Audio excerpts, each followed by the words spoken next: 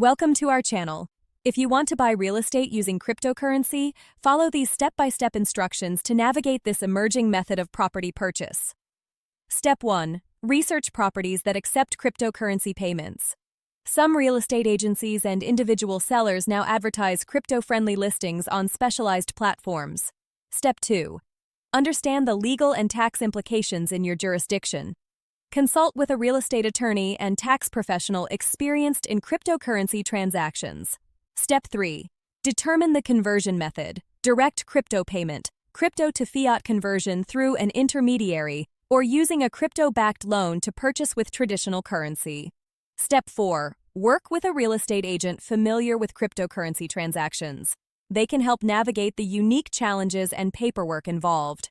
Step 5. Conduct thorough due diligence on the property, including title search, inspections, and appraisals, just as you would with a traditional purchase. Step 6. Use a reputable escrow service that handles cryptocurrency transactions. The escrow protects both parties during the transfer of crypto and property title.